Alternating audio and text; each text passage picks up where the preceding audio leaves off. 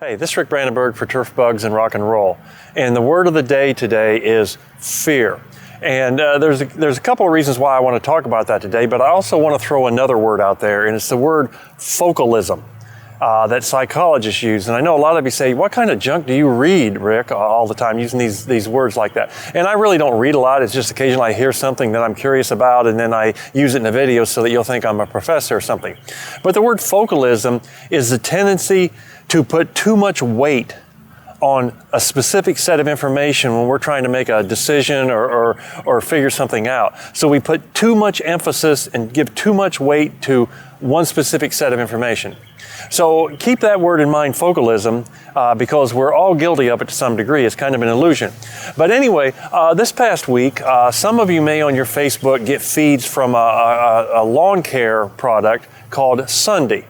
Now, I'm all about natural products, organic products, or whatever. I think it's a great thing. A lot of people are really interested.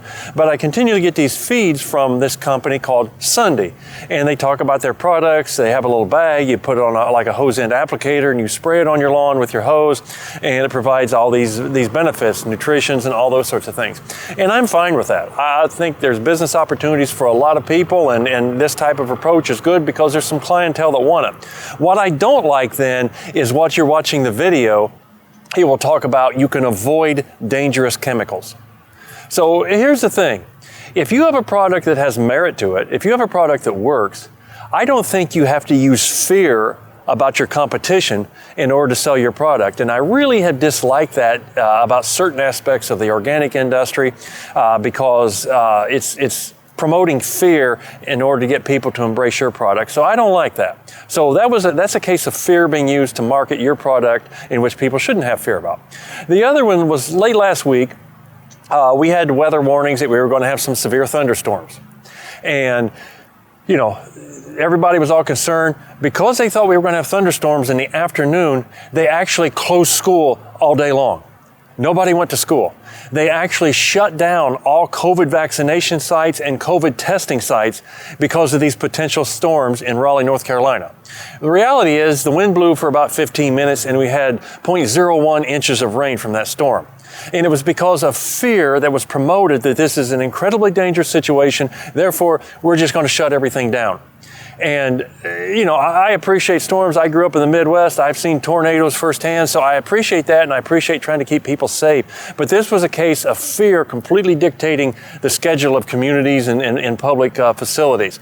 So those couple things this past week stuck in my mind, and I think about, you know, how that is. And, you know, fear is a very powerful emotional tool. And it's being used over and over again against the turf industry, whether it be the products we use on golf courses, the products we use in lawn care, on sports turf, or whatever. And it goes back to that focalism, because you can use fear so effectively that it gets people trying to make a decision to focus on one particular set of information and give more weight to it. And as an industry, we really have to figure out how we're going to deal with this, because it's not going away. It's constant in ads that I see. It's constant in videos I see. It's constant in information on social media that I see, that using fear to work against conventional approaches to turf grass management. So I don't have an answer for it. I wish I did. But it's just something as an industry and our organizations, we really need to take it seriously, because I know it impacts some people. I have people talk to me about how they're afraid of this product or that product or whatever, simply because of the fear information that they've received. So let's keep battling away. Let's keep figuring out solutions. Let's send our own messages out on the quality of work we do, the environmental considerations, the health considerations that we use in our work. And let's try to counter this. So when people use focalism, that big word that I've embraced, they will focus on, give heavier weight to information that comes from science that's been proven, and we can move forward with an industry without some of the limitations that have been placed on us. Hope that helps. Look forward to talking with you again soon.